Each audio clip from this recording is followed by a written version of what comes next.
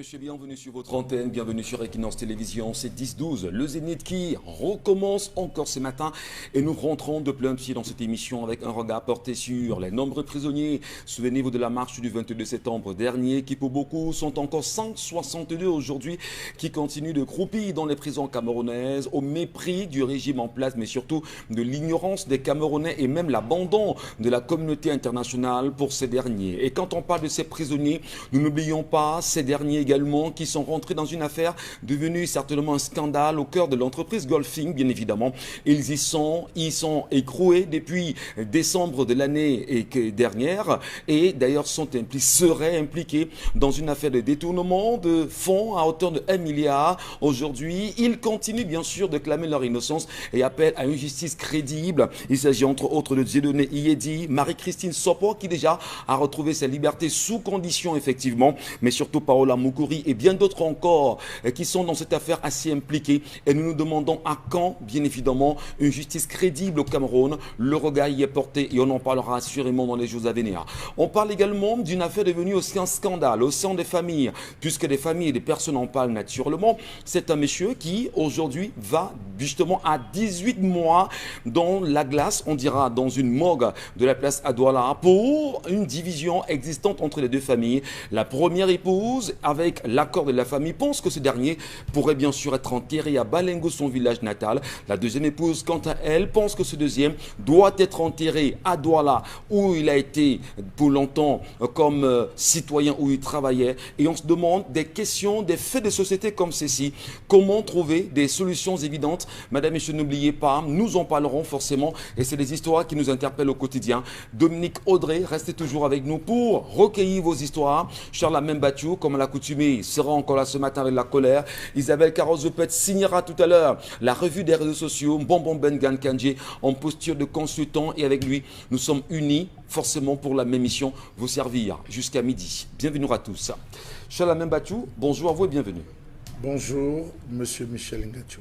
Bonjour à vous, Bonbon Bengan Kandje.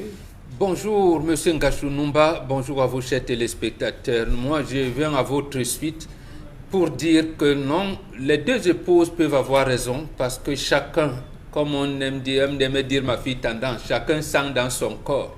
Maintenant, si les deux épouses ont chacun raison, l'une veut qu'on l'enterre à Douala, l'autre à Balengo, qu'est-ce qui plaint? Moi, autorité traditionnelle de mon État, on ne pourrait pas enterrer un bonbon à Douala.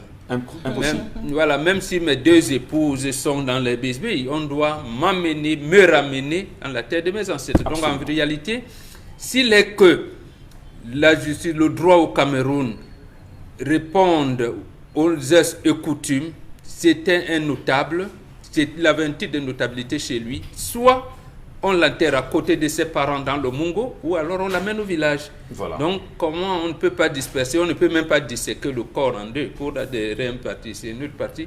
On l'amène soit au village, soit à côté de ses parents. Et forcément. Mais comme il avait un village connu, il serait bon pour des prochains rites traditionnels de ses enfants, de ses petits-enfants, parce que ses parents n'avaient pas le même titre, lui il en a, qu'il soit enterré chez lui, au village, à Balengo. C'est des faits de société en même temps, et il y en a tellement au Cameroun aujourd'hui. Bonjour à vous, Isabelle Carozopet. Bonjour à vous, Michel. Bonjour à ceux qui regardent le programme encore ce matin. Le train a enfin quitté la gare. On espère que cette fois, ce sera justement la bonne et que toutes les dispositions ont été prises pour que ce mauvais souvenir, ce cauchemar qui continue de nous habiter s'efface complètement et que vraiment qu'on se dise et qu'on s'engage à dire plus jamais ça dans notre pays. Vous avez bien peur qu'on puisse avoir encore l'hécatombe de Mayaï non, des écarts, c'est ça? Des écarts. Voilà. Alors, entre-temps... Vous avez changé le système métrique. Ça, c'est tout la question. C'est quelle qualité de wagon dans lesquels les Camerounais vont entrer? Tu ne vas pas commencer à... C'est vous qui avez soulevé le sujet, je vous suis. On en parlera sûrement. Je ne demande pas, c'est des vieux traits qu'on a badigeonnés, on a refait, parce qu'on ne peut plus faire des nouveaux. Ça veut donc dire que le ministre du Transport qu'on a vu justement, oui, mais soyons sérieux. Si on ne peut pas, si le gouvernement camerounais nous a promis le tramway depuis combien d'années, on ne l'a pas donné, et qu'on revienne avec des vieux wagons rebadisionnés, mis à disposition, ben, qu'est-ce qui vous dit justement qu'on ne va pas retomber dans ça revient donc à ce que vous disiez sur l'affaire Kamship et tout ça. Que les magistrats nous aident quand même un peu. Un peu. Voilà, qu'il faut qu'un juge d'instruction se penche sur le dossier. Il met les ministres en examen et même les députés. C'est tout. Voilà, c'est ça que nous faut. Allez, bonjour à vous Dominique Audrey-Yengele. Bonjour Michel Ngachou, bonjour à toutes nos jeunes sœurs qui ont commencé à déambuler dans les villes de Douala et de Yaoundé et leur dire que les mbenguistes sont là. Ils sont en vacances. Hein. Les mbenguistes sont là. On attend les pots cassés. Est-ce Moi, mon inbox est ouvert pour recevoir les jérémiades. Ils sont des prédateurs ou pas? Ils sont des prédateurs pour celles qui décident d'être des proies. Ouais. Qu'est-ce qu'ils ont même de si particulier? Vous voyez la proie. Je comprends même pas.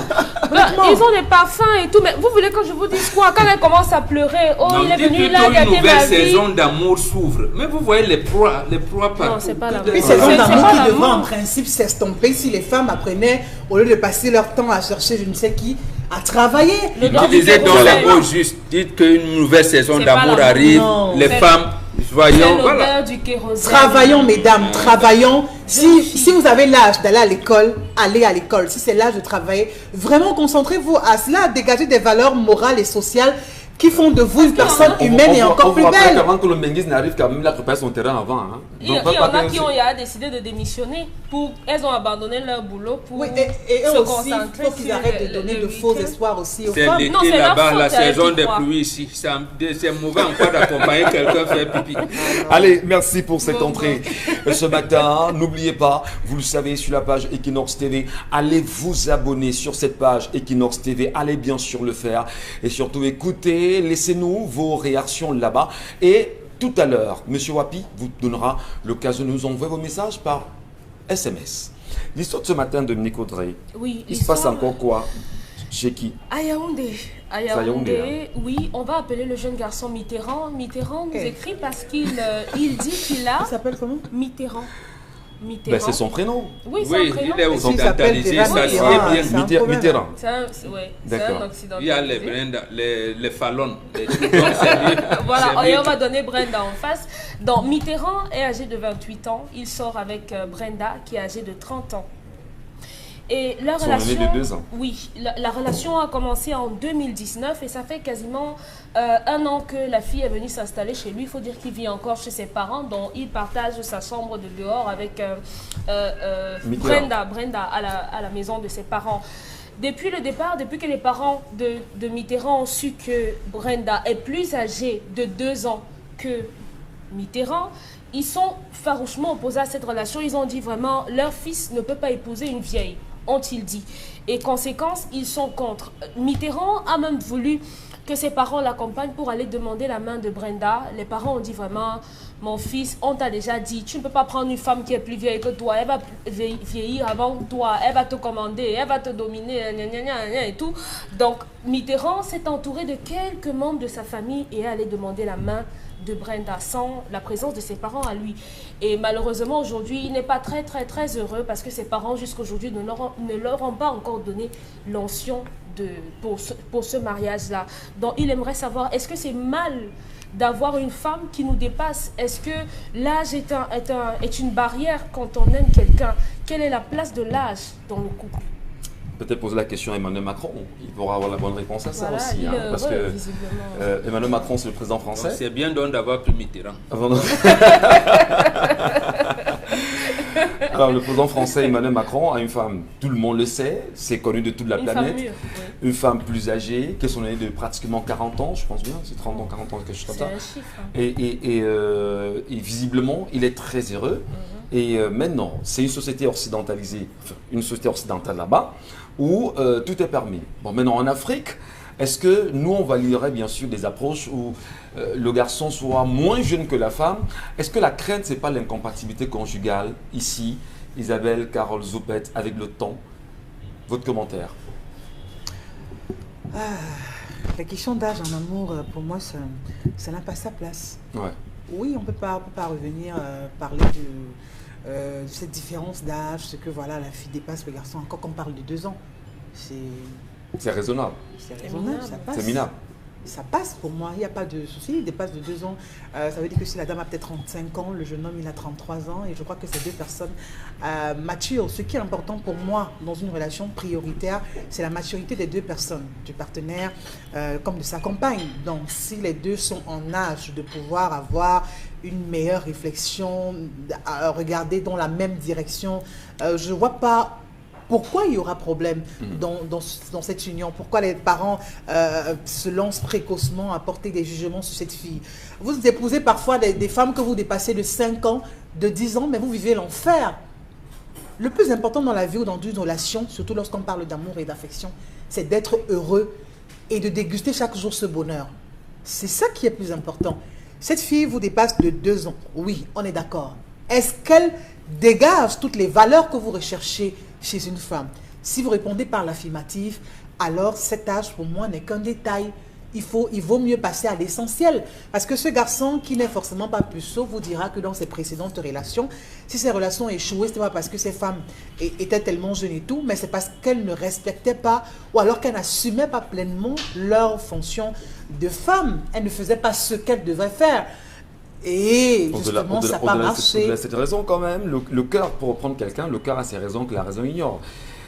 Qu'elle soit âgée de 2 ans et plus quand même, est-ce que c'est suffisant pour que les parents trouvent un argument pour ne pas bénir leur couple? Moi, je trouve que c'est pas suffisant comme argument, encore que vraiment ce genre de relation, je me pose aussi bien des questions. Vous aimez une fille, elle vient habiter chez vos parents, vous avez une chambre dehors dans laquelle votre père qui dort d'un côté avec sa femme, vous qui dormez de l'autre avec votre femme et tout. Moi, je me sens d'abord tellement mal à l'aise dans ce genre de relation parce que pour moi, d'abord, elle est inconfortable. Et maintenant, les parents qui le disent, moi, c'est forcément, il y a quelque chose en dessous de ça, il y a quelque chose, il y a anguille sous roche. C'est-à-dire que si les parents disent que non, voilà, cette fille a une différence d'âge avec toi, il ne faut pas l'épouser pour cela. Je crois que c'est le fait pour les parents d'être sous le même toit avec cette fille, de voir comment elle se comporte le matin, à midi et le soir, qui motive les raisons selon lesquelles leur fils ne devait pas prendre cette fille pour épouse.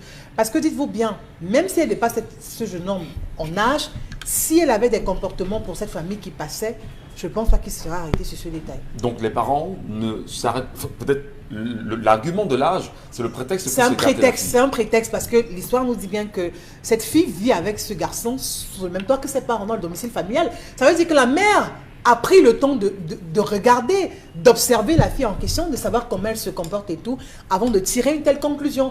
Parce qu'au départ, les parents ont permis que les 2 puissent venir habiter chez eux. Ça veut donc dire que les parents étaient d'accord, ont validé la fille en question. Parce que si vous n'êtes pas d'accord, vous n'allez même pas accepter que les gens commencent à rentrer chez vous. Vous allez tout faire pour les mettre à la porte. Donc, avoir déjà accepté aujourd'hui, demander à ce que vraiment cette union soit brisée parce qu'il y a l'âge et tout, moi je crois que c'est un prétexte. Est-ce que c'est un appel que vous faites ce matin justement aux filles de revoir leur comportement lorsqu'elles rentrent dans les relations et d'avoir quelques exigences quand même pour leur environnement? Oui, je crois que lorsqu'on décide de s'engager dans une relation, il faut qu'on commence à savoir qu'on ne vit plus pour soi. On vit également pour l'autre. Et vraiment, une relation amoureuse, c'est des concessions. Le mariage, alors, n'en parlons plus parce que là, alors, il faut tout le temps vraiment faire des concessions, simplifier, banaliser, passer à autre chose, savoir tourner la page, savoir pardonner, savoir dire je m'excuse, savoir dire merci. Des détails aussi importants, savoir être attentionné. Vraiment, même si la belle-mère n'est pas celle que vous avez dessinée dans vos rêves d'enfance, vous faites quand même l'effort de pouvoir la réconforter, la conforter et savoir que c'est votre mère, c'est elle qui a mis au monde votre chérie.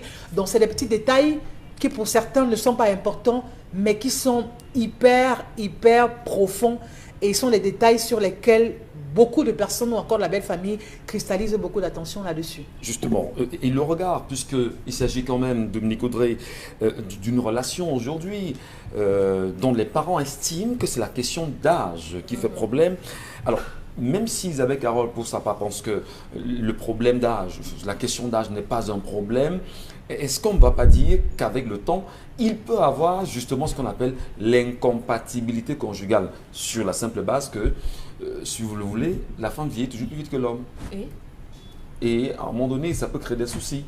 Et l'homme pourra se dire, ben, je vais me chercher une femme plus jeune, une femme plus fraîche, parce que justement celle avec qui je suis à la maison est incompatible justement à mes envies. Les hommes Qu'en dites-vous? les hommes qui parlent comme ça n'ont rien dans la tête. Ce sont des des idiots, je suis désolée, parce que la femme ne se résume pas simplement à ce qu'on voit. Et il faut mentionner que les parents du jeune garçon ont commencé à s'opposer dès lors qu'ils ont su l'âge. Parce que lorsqu'elle est arrivée, ils ne savaient pas quel âge elle avait. Vous savez, donc ça, c'est une mention. Le mot idiot, on va l'enlever, hein, juste simplement que voilà, vous n'appréciez pas. C'est un qualificatif, c'est pas une insulte. Une personne qui ne réfléchit pas fait preuve d'idiotie. Je suis désolée. Des questions, justement, permettez. Les arguments, les points de vue, on les respecte parce qu'on est en démocratie. Et il y en a qui pensent pas forcément comme vous et qui ont leur point de vue qu'on devrait au moins respecter sans les traiter d'idiots. Mais non, ce sont des arguments convaincants pour leur montrer qu'ils sont sur le mauvais chemin. On y va. Michel Gachou, ne soyez pas épidermique. Je n'insulte personne. Mon avis, justement, c'est que une personne qui estime qu'on est incompatible à une femme parce qu'elle n'a pas le corps d'une jeune fille de 16 ans utilise mal sa cervelle. Ce n'est pas une insulte. Voilà. C'est ce que je pense. Le dit comme ça. Si vous trouvez que dire écervelé, c'est mieux, d'accord, ce sont des écervelés qui estiment que je suis incompatible à une femme parce qu'elle n'a pas le ventre plat ou bien... Parce que maintenant, c'est une insulte. Oui, mais même jusqu'à présent, parce que dire écervelé, c'est encore un problème. Une personne, ok, qui n'utilise pas sa cervelle comme il se doit à l'endroit, ça va? Comme vous le penserez, en fait. Ça va? Oui, ça va. Voilà. Donc, on ne peut pas cantonner la femme simplement à son physique. On ne reste pas avec une femme simplement par rapport à ce qu'on voit. Mbongbok le dit ici tous les jours. Parce que dès lors qu'elle perdra cette beauté, son apparence, vous serez à même de vouloir la quitter. L'être humain est au-delà des apparences, vaut au-delà de ce qu'on voit. On peut perdre une jambe, mais rester une femme adorable, une femme attentionnée. Mais si on perd son attention et qu'on est la femme qui a le corps de Beyoncé ou bien de qui vous voulez, ça ne sert absolument à rien d'avoir une femme qui est la plus belle du monde mais qui ne sera pas respectueuse. Donc ce jeune homme qui sait ce qu'il a trouvé en cette femme qui est peut-être légèrement un peu plus mûr que lui, il faudrait qu'il trouve les bons mots pour se faire accompagner par sa famille. Parce que à une femme, je dirais, si vous devez aller dans une famille et que vous n'avez pas l'aval de cette famille-là pour y entrer, c'est un mariage qui sera un mariage à problème. Parce que tous les jours, on va vous rappeler que vous êtes entré là par la fenêtre, que personne ne vous a aimé, que personne ne vous aime, que personne ne veut de vous. Donc c'est à vous, cher Mitterrand, de faire accepter Brenda. Brenda également, malheureusement c'est comme ça chez nous ici, ce sont les femmes qui ont des preuves à faire. Ce sont les femmes qui doivent se faire accepter dans les familles au nom du mariage. Parce que si vous voulez qu'on vous épouse, vous devez être tout ce que la belle famille veut. Donc, chère Brenda, faites un peu d'effort et montrez à votre belle-mère et à votre beau-père que vous serez à même de vous occuper de leur fils. Vous serez à même d'être une bonne belle-fille. Et maintenant, à ceux qui pensent que on est avec une femme parce qu'elle est ci ou elle n'est pas ça, franchement, revoyez votre manière de penser. Alors, très souvent ici, vous le dites, Mbongo Bengan, il faudrait, à un certain âge, avoir une femme qui devrait nous accompagner et venir dans la nuit. On vous l'entend très souvent le dire sur ce plateau. Est-ce que les parents peuvent vraiment être opposés à un mariage et avoir pour argument sur lequel ils s'accrochent la différence d'âge de 2 ans entre le garçon et la fille, comme quoi la fille sera son aîné de 2 ans seulement? Les parents sont très d'accord. Hein. D'accord. Monsieur Ngachou, je demande à mes filles, si j'envisage prendre comme 3e épouse une femme qui est dans la vingtaine et la trentaine, ils vont me dire, papa, tu cherches quoi? Parce que tu as des filles qui ont 30 ans. Oui, voilà. Et j'ai dit que ma 3e épouse a 30 ans. Ouais. Ne parlons pas de 22, 23 ans. Ils ne vont plus dire, non, c'est papa est amoureux. Laissons, accompagnons, ils vont dire, mais papa, tu cherches quoi? Sur les filles qui ont dépassé l'âge, qui sont nos cadettes. Vous voyez donc que l'âge intervient toujours. Les filles vont me dire, non, vraiment, ils avaient les 2 matères, nos 2 matères suffisent, voilà. Et en plus, une jeune fille comme ça, est-ce que tu pourras? Donc, il faudra que je passe le temps à convaincre mes filles que, comme vous voyez là, je mange les écoles, je pourrai. D'abord, quand je dis tu pourras, ça ne se limite pas à ça. Ça limite que non, papa, dans bientôt, vous ne pourrez même pas sortir ensemble. Même comme tu veux une fille qui t'accompagne faire pipi là, la nuit. Ouais. Vous ne pourriez plus. Est-ce que tu seras fier d'aller comme ça? À la petite même, sa famille va lui dire, tu seras prêt de sortir avec le vieux là, en public. Bon, vous voyez que l'âge intervient. Mais justement, on pense que on doit laisser le cœur donner. Non, ce n'est pas possible. Le cœur n'a pas vocation à faire un raisonnement. Le cœur produit les sentiments. Produit les sentiments. Et le mariage est tellement sérieux parce que justement, dans la pérennisation de la descendance, on intègre. Deuxième chose, justement, dans les sciences africaines, je ne sais pas ce que les Occidentaux ont, parce qu'eux n'ont même pas de sciences. La femme a une longueur d'avance dans le processus de maturité sur l'homme. Absolument. Vous êtes un garçon, Mitterrand, à 30 ans, 28. à 28 ans, il a une fille qui a 30 ans, mais cette fille est en avance sur Mitterrand de 15 ans, au niveau de réflexion. 20 ans. Voilà, de 20 ans, merci. Au niveau de réflexion, c'est-à-dire que Brenda réfléchit comme une femme de 50 ans, comme un homme de 50 ans, je vais dire. Brenda, à 30 ans, réfléchit comme un homme de 50 ans. Donc, en fait, les Brenda peuvent aller avec nous comme ça, mais même si c'est un peu... Non, on peut comprendre, parce que... Mais le petit enfant... Il y a compatibilité. J'ai dit, entre la famille Brenda dira que voilà, quelqu'un l'est venu absorber, il a même donné le tobassi à notre fille. Non, parce que Brenda sera calibrée. Elle va au-delà de réflexion que le petit garçon de 28 ans ne comprendra pas. Ouais. Ne comprendra pas. Ça, c'est démontré. On peut le démontrer. Donc, la famille ne s'inquiète pas. Sinon, si la famille, j'allais dire, n'aimait pas Brenda, il n'aurait pas accepté que Mitterrand l'amène, qu'elle entre même là. Mais veut amener leur fils à comprendre que non, papa, mon fils, là où tu es là, tu es en train de prendre une fausse piste. Sache que lui, au moins, au lieu de comprendre ça, il dit l'amour n'a pas, l'amour a. Justement, l'amour a. Aucune personne ne voit sa nuque. C'est l'expérience des parents qui t'amène donc à dire non, papa, on doit le convaincre, papa, non, laisser. Effectivement, la réflexion que mène Brenda va me permettre de vite grandir. La preuve, maintenant, il faut que maman ait des preuves, puisque Brenda habite. Est-ce que depuis que Brenda est là, elle lave les cabas de maman? C'est ça. Par exemple. Est-ce qu'elle tresse les cheveux des petits frères, des petites sœurs de tout? C'est ça. Donc, en fait, c'est à Brenda de savoir intégrer, de chercher tout pour intégrer la famille et de ne pas montrer un esprit d'accaparement ou de phagocytat de leur enfant. En fait, c'est ce que les parents de Mitterrand voudraient avoir comme, si je peux appeler ça, garantie. Est-ce que les parents ne peuvent pas justement recadrer? C'est-à-dire qu'en recadrant Brenda et Mitterrand, leur réinculquer les valeurs du mariage, recadrer, lui rappeler justement ce qu'elle devrait faire pour un mariage heureux, que de s'opposer à cela. Mais Mitterrand n'a pas pris cette option, justement. Mitterrand, déjà, quand les parents lui ont dit « Attends d'abord, toquer pour un temps », il a pris d'autres personnes de la famille. Ça veut dire que Mitterrand, dans la logique de diviser, vous voulez pas, je vais épouser ma fille. Ouais. Donc, pour ça, je suis d'accord avec les conseils d'Audrey à l'égard de Brenda. Donc, il ne devait pas prendre d'autres personnes pour aller toquer la porte. Il devrait s'engager, continuer dans le parlementarisme, c'est-à-dire en comprenant, en disant à sa maman surtout que non, maman, vraiment, cette fille n'est pas comme ça. Donc, pour les convaincre à l'amener, j'ai dit, une fille de 30 ans a la sagesse, la réflexion d'un homme de 50 ans. Voilà. Cher Lamel, pour sortir justement de l'histoire de ce matin, qu'est-ce qu'on peut dire à Mitterrand et qu'est-ce qu'on peut conseiller à Brenda et comment appréciez-vous l'attitude des parents?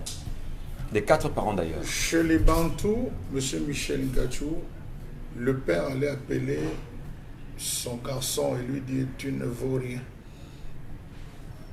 Le père allait appeler son garçon et lui dire « Tu ne vaux rien ». Pourquoi, M. Michel Ngachou? Chez les Bantous, le garçon ne réfléchit pas avec les émotions. Tout à fait. Les émotions, c'est pour les femmes.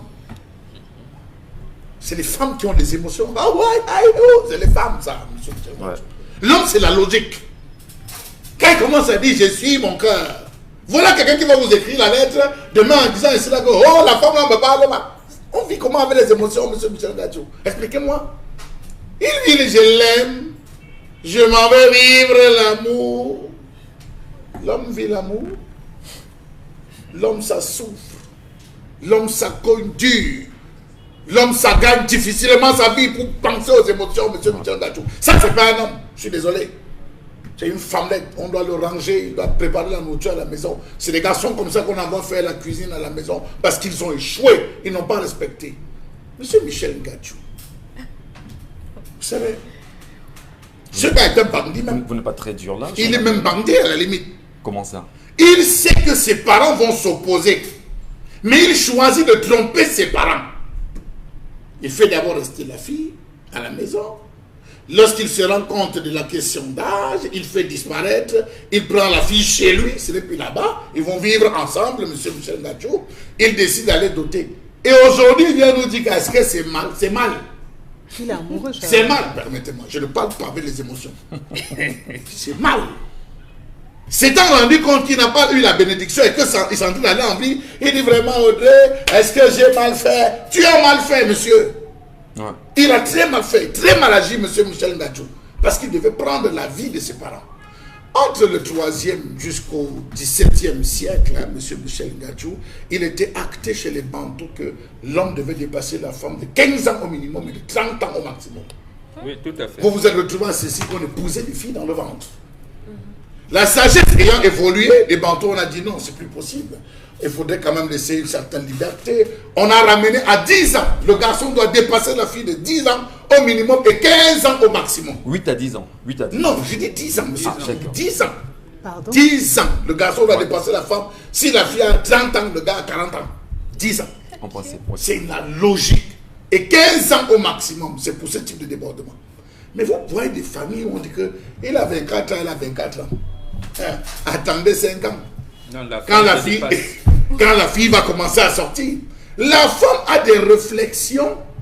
Monsieur Michel Ngatsou, l'équivalent dans l'armée, une femme de 30 ans est un général dans l'armée. C'est-à-dire, elle développe des stratégies que vous ne pouvez pas imaginer. C'est la raison pour laquelle je vous dis, à partir de 45 ans, l'homme passe le relais, il n'est plus là. L'homme passe le relais parce que la femme le dépasse déjà, elle est déjà générale, monsieur Michel Ngatsou. Les grades sont très... Tu es allé au DEI. Oui, ça s'est passé comment? À l'aise comme ça. L'homme ne pose plus de questions. Il fuit. Parce qu'il sait que là, la femme va le dépasser. Voilà pourquoi de 0, je vous ai dit, à 30, 40 ans, l'homme parle, la femme écoute. Mais de 45 en plus, c'est la femme qui parle, l'homme écoute. Et ça, c'est Bantou. La preuve, Charles Lamel, ça se vérifie lorsque vous avez même les enfants. Ils ont plus de propension à aller chez leur maman. Voilà. Si vous voulez entrer là avec gronder et voilà. tout, vous allez, on va vous mettre de côté. Donc, bêta, vous laissez négocier. Vous laissez la femme. Vous ne lui dites qui t'a salué au deuil. À partir de 45 ans, l'homme négocie. L'homme n'est plus dedans, monsieur. Vous négociez, monsieur Michel Ngatsou. La femme a tous les pouvoirs à ce niveau. Et ça, les femmes bantoues le savent. C'est pour ça qu'à cet âge, on commence à négocier. Non, vous prenez, il prend une jeune femme qui le dépasse de 2 ans. Monsieur Michel Ngatsou. Il est mort. Même au niveau du physique, au niveau des envies, il est mort. Monsieur Michel Ngatsou, je pleure le sort de ce garçon. Je pleure, je vous assure. Vous êtes dans de cela dont Dominique Audrey pensait tout à l'heure, qu'ils utilisaient mal leur cerveau, peut-être. Monsieur Michel Ngatsou, ça c'est une grosse injure. C'est injurer ceux qui m'ont précédé. C'est injurer ceux qui ont précédé, ceux qui m'ont précédé. C'est une injure à l'endroit de ceux qui ont précédé, ceux qui ont précédé, qui m'ont précédé. Parce que ça a toujours porté des fruits. Absolument. Ça porte des fruits de voir un homme appeler sa femme à 50 ans. Il dit, mais ta femme à quel âge? On dit 45 ans. Mon père, je peux prendre des exemples. Vous avez des gens, vous voyez la 66, sa femme a 56. Lorsqu'il cause avec sa femme, vous voyez que même au niveau de la vieillesse, quand les cheveux blancs la fatiguent, la femme retrouve très rapidement son mari. Ils ont tendance à se ressembler à la vieillesse. Il y a compatibilité. Il y a compatibilité. C'est le plus important, monsieur Michel Ngatsou. Ce mariage est à proscrire. Je le dis, monsieur Michel Ngatsou, c'est à proscrire. Et tous ceux qui se sont retrouvés dedans sont des gens qui souffrent parce que la femme finit à 30 ans, comme elle a cet âge, elle va prendre le bâton de commandement et il n'aura que ses yeux. Ses yeux et ses yeux pour pleurer. Ce sont des avis. Ce sont des avis. En 30 secondes, calibré. Là, je n'ai pas réagi à vos propos. Maintenant, vous ouvrez le front. C'est vous qui ouvrez le front sur le plateau. Je n'ai pas réagi au propos. Forcément. Ni moi. On a donc 30 secondes. 30 secondes. 30 secondes, vraiment. Je ne pouvais pas dire et je laisse passer ça. Oui, allons-y rapidement. Vous me permettez 30 secondes. Permettez, cher Lamel. Quel gars, c'est 30 secondes? Oui, vous On me évolue. permettez 30 secondes. Ouais. Allons-y, Isabelle Carole, ne suivez pas Charlamel. En ce qui concerne les histoires de sentiments et de cœur, je crois qu'on ne doit pas mettre l'âge en avant. Encore qu'on parle de 2 ans, cette fille dépasse cet homme de 2 ans. Ça veut dire en fait que s'il ne le dit pas, personne ne le saura. Moi je crois qu'il y a d'autres centres d'intérêt lorsqu'on veut épouser une femme sur lesquels on peut se pencher, juger, apprécier et savoir s'il faut prendre une telle décision ou pas. Vos 30 secondes sont épuisées. Plutôt que de s'arrêter sur un acte de naissance. Merci. Quand même. Des 30 secondes également. Et puis on sort rapidement. Je pense qu'on ne devrait pas stigmatiser les femmes qui sont dans des relations avec des hommes un peu plus jeunes qu'elles. Parce que l'amour, justement, n'a pas d'âge. Tout est valeur, tout est principe que la personne dégage. Voilà. Donc, vraiment stigmatisé par les femmes. C'est pas stigmatisé. Permettez. On en reviendra. Permettez. Isabelle Carole, non. Je vous en prie.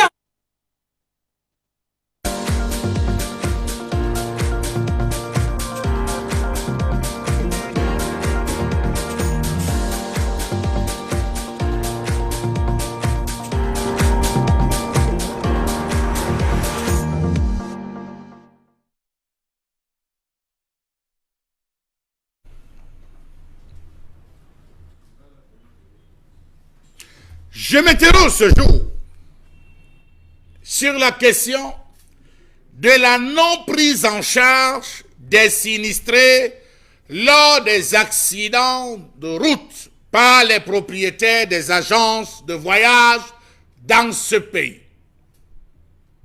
Depuis mi-2020, disons même début 2020, à 2021, nos axes routiers ont connu plusieurs accidents de circulation. Sachant que Facebook et WhatsApp, on a eu assisté à des lettres, des communiqués, des vidéos, des reportages, entre guillemets, de prise en charge des accidentés. Et pourtant, au fond, ce n'était que la poudre de perlimpempem qu'on envoyait, histoire de calmer les autorités administratives, elles aussi qui ont fini par fermer les yeux, abandonnant les victimes dans le désarroi total. Comment comprendre la non-application du code CIMA dans l'encadrement des sinistrés? Pourquoi les autorités administratives ne veillent pas au grain, virgule, que ce soit le grain de Sénévé? Comment comprendre que chacun, ou alors comprendre que désormais, les agences se limitent à pondre des communiqués sur Facebook pour juste plaire et rien de plus? Beaucoup d'accidentés sont abandonnés aujourd'hui. Messieurs les gouverneurs, messieurs le ministre des Transports, ils sont abandonnés littéralement alors qu'ils ont signé le contrat en payant leur ticket de voyage. Et dans ce ticket de voyage, ils ont payé des taxes, et notamment celle de la prise en charge en cas d'accident. Comment comprendre que les entreprises, mieux les agences de voyage qui se réclament entreprises citoyennes, blablabla, et humanistes, finissent par devenir des vilaines entreprises, mieux des bourreaux pour leurs fidèles clients? Comment comprendre le fait pour ces agences, une fois l'accident survenu, de n'offrir que les premiers soins, près ou après quoi, plus rien?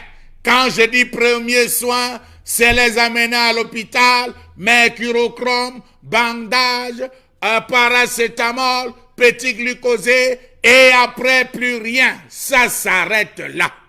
Comment comprendre que d'autres agences disparaissent dans l'ombre pendant l'admission en hospitalisation des accidentés?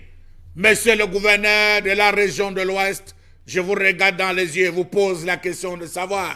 Si vous le voulez, on peut citer la somme des agences ayant fait les accidents de ce côté et la situation des différents sinistrés qui chaque jour sont dans vos bureaux en vous disant « rien n'a été fait, il faut sanctionner ».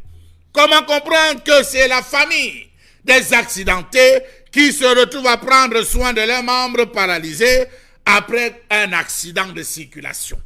Comment comprendre le jeu trouble qui existe entre les assurances et les responsables des agences de voyage?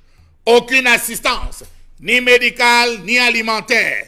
Les porte-paroles ou responsables des agences de voyage demandent carrément aux victimes, encore à l'hôpital, de se référer à l'assureur.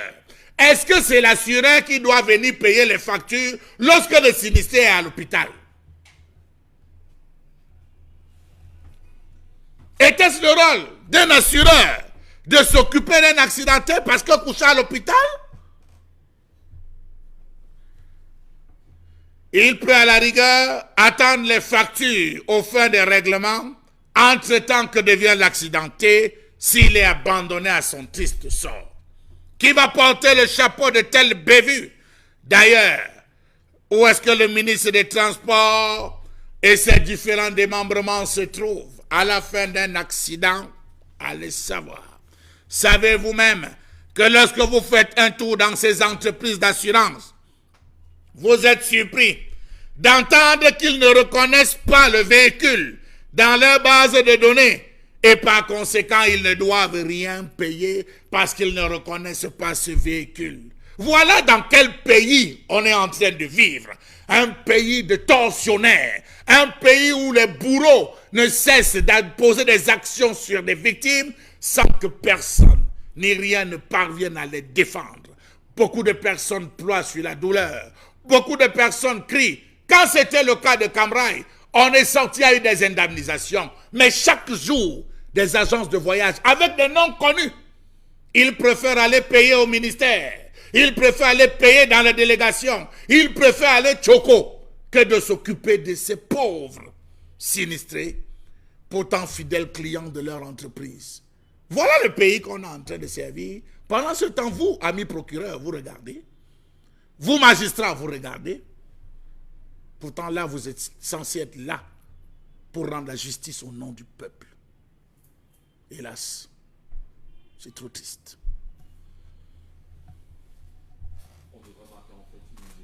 Au moins pour ceux qui sont morts dans les nombreux accidents de la circulation au Cameroun, cher Lamine Bachou, on devrait au moins s'arrêter un instant pour leur dire que la terre de nos ancêtres vous soit légère. Et bien sûr, interpeller. Et d'ailleurs, votre chute nous interpelle. Votre chute nous touche profondément. Votre chute, en réalité, nous permet de comprendre fondamentalement que le peuple camerounais est lésé. Que la justice camerounaise semble s'accorder seulement avec les dossiers dans lesquels il y a de l'argent. Et que les juges, les magistrats, en réalité, qu'on attend sur des dossiers brûlants comme ces cas que vous illustrez ce matin, cher Lamine Bachou, nous croyons en réalité que c'est cruel. C'est cruel justement d'abandonner les Camerounais à ce niveau. Mais ceci un tout petit peu, ma foi, la faute des Camerounais qui ne demandent pas des comptes justement à qui que ce soit, à qui de droit en réalité. Lorsqu'on a élu un chef d'État, lorsqu'on a un président de la République et qui, si on s'en tient à ce qui a été dit, pour ne prendre que le cas de 2018, que vous aurez gagné à 71%. Et qu'on en soit où nous en sommes aujourd'hui, et qu'aucun Camerounais ne se lève pour dire, Monsieur le Président de la République, qu'est-ce qu'il en est justement de la prise en charge des sinistrés après les accidents de la route? Les Camerounais eux-mêmes, à un moment donné, on peut dire, sont à l'origine de ce qui les arrive. Non, préciser que pour les assureurs rencontrés, ils ont dit, les responsables des agences de voyage, avec nom à l'appui, on peut les citer, M. Michel Ngacho, ne s'occupent pas des sinistrés, mais viennent après revendiquer en disant qu'ils ont pris en charge, fabriquant des faux carnets, des fausses prises en charge, et ils sont dédommagés pendant que les sinistrés... Donc, c'est grave, M. Michel Ngacho. C'est un sujet assez important, Dominique Audrey, je commence par vous. Va-t-on dire de façon concrète que le Camerounais est son propre problème dans le cas pareil? En quoi? On vous prend en charge, on est susceptible de vous prendre en charge. On vous accorde les premiers soins et après on vous abandonne dans nos hôpitaux. L'assurance n'est pas là. Même les agences de voyage ne sont pas là pour vous accompagner. Qu'est-ce qu'on fait dans ce cas? Comment peut-on faire entendre sa voix en tant que Camerounais, en tant que sinistré, en tant que victime? Le Camerounais, simple, n'a aucune responsabilité là-dedans. Combien de Camerounais savent que lorsqu'ils font un accident de la circulation dans un bus d'une agence de voyage, l'agence de voyage doit payer que ce soit le préjudice temporaire, permanent, que ce soit le préjudice moral qui leur a été causé. Est-ce que les Camerounais savent qu'on doit leur accorder une assistance particulière à l'issue d'un accident de la circulation? Est-ce qu'ils savent que lorsqu'ils ont un accident de circulation dans un bus d'une agence, on doit payer les frais si jamais il y a une mort d'homme? Ils doivent assurer les frais funéraires et que les ayants droit doivent rentrer dans les frais. Est-ce qu'ils savent? Non.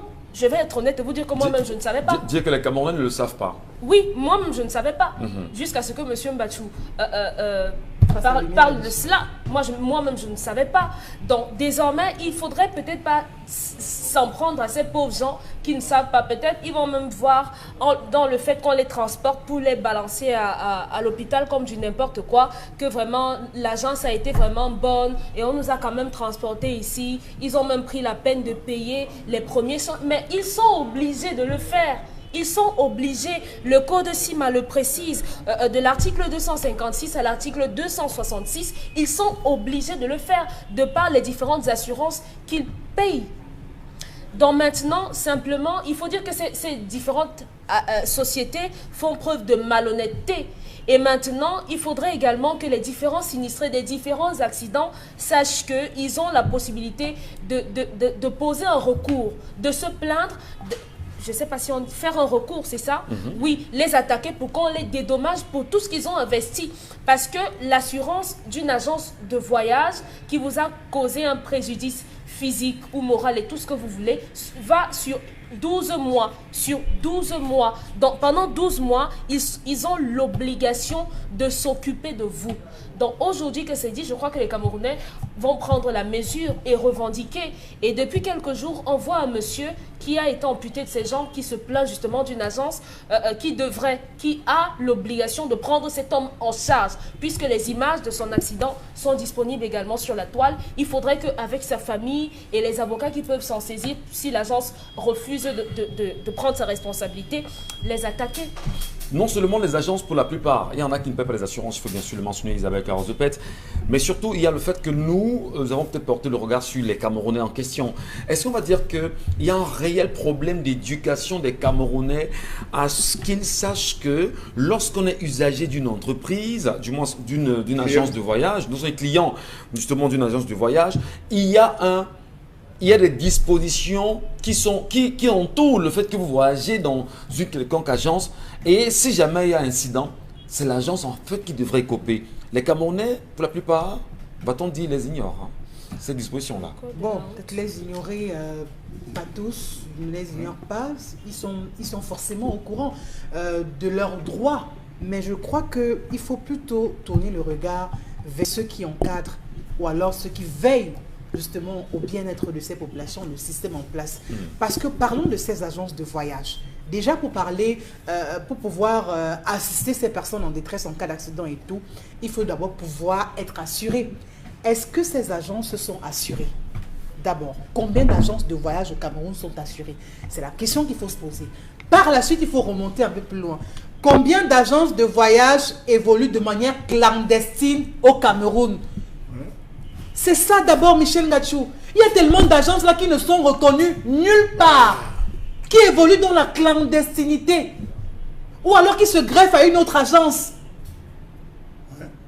Oui, il y a des bus comme ça qui se greffent à une autre agence, qui n'appartient pas à l'agence X ou à l'agence Y. Mais quand vous venez, vos clients, vous ne savez ni A ni B ni Z de cela. Tout ce que vous voulez, c'est vous rendre à Yaoundé ou à Bafoussam ou alors... bref, c'est vous déplacer, arriver à l'endroit où vous désirez. Vous prenez dans un pareil bus, arrivez en route, il y a accident. Vraiment, chacun commence à se regarder et on se mêle les pinceaux. Parce que justement, l'agence d'abord n'est pas reconnue.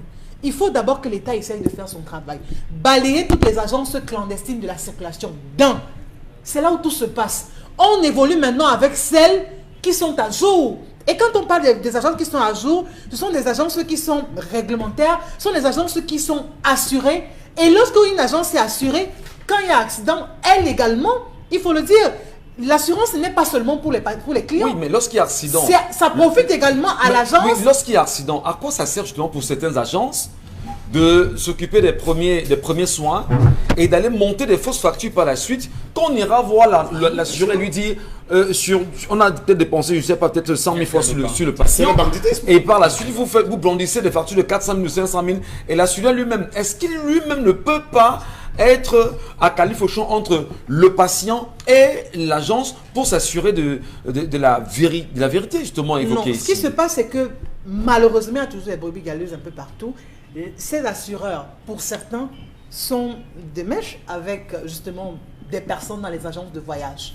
Parce que c'est une histoire qu'on veut gérer justement en catimini. On sait qu'ok, d'accord, ça va se passer entre moi et telle personne. Si on peut vraiment tirer de l'agence ces 100 000 francs au-dessus, dites-vous bien, vous ne pouvez pas escroquer l'assureur si vous n'avez pas des personnes bien introduites à l'intérieur. Parce qu'elles également savent tout très bien comment ça se passe dans le système, comment ça se passe dans le réseau. Donc ensemble, s'entendent sur le montant à décaisser, mais maintenant ne font pas bénéficier cela au client qui est en détresse. Donc c'est tout un système bien huilé, bien encadré. Bien élaboré, aussi bien l'assureur, aussi bien l'agence de voyage. Pourtant, quand on parle d'assurance, ça couvre et l'agence en question et vous qui êtes client. Ça veut dire que ça ne profite pas exclusivement aux clients, ça vous couvre, ça vous protège, ça vous limite un certain nombre de dépenses également à vous en ce qui concerne l'agence, parce que dites-vous bien, vous déboursez de l'argent tous les mois systématiquement pour assurer, pour justement gérer vos factures avec l'assurance, peu importe s'il y a accident ou pas. Bonbon Bengan, concrètement, le regard que l'on porte sur la justice camerounaise pour aider le peuple à se retrouver dans ce cas d'espèce, est-ce qu'on ne va pas dire également que, au-delà de l'ignorance qui peut caractériser quelques Camerounais sur ces questions, la justice également serait complice parce qu'elle ne fait rien pour aider les Camerounais à jouir de leurs droits et de s'investir dans leurs devoirs? Nous vivons dans un milieu de rapaces, de prédateurs. Donc en réalité, moi j'aimerais qu'un collectif d'avocats se constitue. Non pas pour les affaires de sang caleçon, mais pour protéger la vie des Camerounais. Parfait. Parce que ce qui se passe, vous avez vu, on vous a dit ici que peut-être même Camrail, ses assurances étaient comme ça. Avec Camer, c'était comme ça. Camerco, je ne sais pas, ça n'existe même pas. Donc, c'est plus grave avec les agences de voyage. Beaucoup de membres du gouvernement et les affidés ont des bus là. Absolument. Vous avez pu remarquer que, je pense l'année dernière, les médecins ont dit, certains médecins ont dit qu'ils n'acceptent plus de bons de prise en charge venant des assureurs. Vous voyez, quand vous êtes donc dans tel environnement, il n'y a qu'un collectif d'avocats qui peut se lever et s'intégrer et prendre comme cheval de bataille la protection des accidentés camerounais. Et ils auront de la matière. Précisément parce que, comme a dit les autres, cet environnement-là, où le rapport, le constat d'accident est même quelquefois manipulé, la brigade de gendarmerie qui est là, ou le commissariat de police qui est là, va manipuler le constat au gré de ci ou de ça. Donc, en définitive, même si, j'allais dire, même si l'assureur avait l'envie de payer, et que celui qui a l'agence est venu voir le commandant de brigade en lui disant que non, gars, comme tu vois là, ainsi de suite, des surcharges qu'on a dans nos trucs, et ceux qui sont là, c'est bon. Le commandant de brigade va reformuler le constat, voilà, les propos dans son constat d'accident, ça va aboutir à quoi? Justement, il y a des manières de monter le dossier qui font que l'accident peut être minoré ou pas. Parce que l'incapacité physique à 66% est équivalent à la mort. C'est-à-dire qu'on doit vous indemniser comme si vous étiez décédé. 70%. Mais est-ce que ceux qui font des constats nous aident dans ce sens-là? D'abord, on dissimule le nombre de morts. On minore les accidents. Maintenant, quelqu'un m'a envoyé une photo dernièrement, je pense que c'était vendu, c'est un ami, Ferdinand Dufort. On vous dit, les certificats médicaux ne sont pas payants. Notez bien, Voilà, bien vouloir voir le médecin avec le reçu de la caisse. Alors que, voilà. Attendez, vous dites quoi? C'est comme une incongruité. Voilà. Donc, lorsque à l'hôpital, ou l'hôpital qui a accueilli les accidentés, fait son bilan, qu'est-ce qu'il va dire? Va-t-il privilégier? Va-t-on dire? Va-t-il privilégier? Va-t-on dire qu'on a des assureurs en disant, il y avait tant non, j'ai opéré ceci. Pour sortir bon Bengan, est-ce que nous avons des assureurs complices de ce type d'acte-là? C'est-à-dire que même l'assureur peut être complice. Je vous réponds oui. Nous avons des assureurs qui sont complices. Ils sont complices. Ils sont complices, j'ai dit oui. Est-ce qu'on devrait toujours faire confiance aux assureurs dans ce pays? Non. Même pas. Non. Non. J'ai entendu à l'époque, quand nous étions encore à l'école, on avait en l'université, j'avais des camarades de promotion, pas très loin, qui nous faisaient savoir que nous on fait d'assurance. Et chaque fois on leur disait, des assureurs c'est des voleurs. Je sais pas si parce qu'on se demande, on ne sait pas à quoi c'est l'argent de l'assurance. Les assureurs et les banquiers, ouais. C'est le voleur. Mais justement, vous avez dit c'est la justice, c'est l'État qui les rappelle à l'ordre. Ouais. Par rapport à un certain dispositif mis en place. Merci à vous Mbombok, Isabelle Carole, Dominique Audrey, Charlamagne Bachou. Vous nous restez à nos côtés, madame et messieurs. Dans un instant, ce sera la deuxième partie. On reviendra, mais surtout à des sujets encore plus brûlants. Toujours ce plaisir-là qui vous accompagnera chaque matin sur notre antenne, aux côtés bien sûr de la grande famille. Nous avons une belle mission vous servir, mais aussi vous éduquer, et forcément en vous remettant les clés du Cameroun entre les mains, les faits, les événements qui gravitent autour de la République aujourd'hui. Nous sommes toujours très heureux de vous retrouver, madame, messieurs, pour cette deuxième partie en compagnie de Bonbon Bengan, Kenji Charlamel et Isabelle Carozupet et Dominique Audrey. Ouais, c'est une belle équipe. Nous, on souhaite justement chaque jour vous servir comme cela. Mais qu'est-ce qu'on peut bien dire de nos ministres camerounais? On le sait, devant les députés, il y a ce passage de différents ministres, notamment le ministre de la Jeunesse et de l'Éducation civique, Mounou Nafoutou, qui est revenu justement il y a quelques jours refaire lui aussi le bilan du plan triennal jeune, le bilan de 3 ans. Allez, tenez-vous bien que le ministre fait savoir aux députés que ce qui a été fait en 3 ans, tenez-vous bien prêts, Camerounais, et dites-nous si on doit prendre ceci très au sérieux. Il dit 100 milliards de francs CFA accordés, d'ailleurs pour les 100 milliards de francs CFA accordés pour ce plan triennal jeune, 1,6 million de jeunes ont été touchés sur le plan triennal jeune. 27 300 000 projets réalisés, enfin 7 000 autant pour moi, 7 300 projets réalisés au Cameroun. Et il poursuit en disant 22 emplois directs créés et surtout 66 villages pionniers développés. Voilà. 66 villages pour 22 emplois directs. 66 villages pour 22 emplois directs créés. Michel Nacho. 66 villages. Si on doit recruter les directeurs qui vont tout simplement travailler dans ces différents villages créés, ça fait 66 personnes. On a 22 emplois. On a quand même 1,6 million de jeunes touchés. Allez voir comment le PSI fonctionne. 1,6 million de jeunes touchés. Moi, je connais une seule personne. C'est combien vous avez entendu parler de ce plan triennal jeune, vous au moins ici? Si c'est les machettes distribuées, les houes distribuées, oui. On connaît les secteurs dans lesquels ce plan triennal jeune devrait être consenti. On a l'agriculture, on a l'économie, on a les technologies, l'information, la communication, on a l'innovation. Est-ce que ces jeunes peuvent dire aujourd'hui justement que ce que le ministre dit est crédible? En tout cas, les enquêtes vont se poursuivre, on va poursuivre. Pour bien finir et surtout bien sortir chez la même Bachou, qu'est-ce qu'on peut faire aujourd'hui pour que les Camerounais ne soient plus victimes du vol des assureurs? Qu'est-ce qu'on peut faire aujourd'hui pour que les agences de voyage respectent leurs engagements, respectent le consommateur? Et par ailleurs, qu'est-ce qu'on dit de celles des associations, tant pour moi, qui sont investies dans le contrôle et qui regardent la consommation pour chaque Camerounais aujourd'hui? Monsieur Michel Ngachou, vous avez parlé dans le sens global, je vais vous répondre aussi dans le sens global.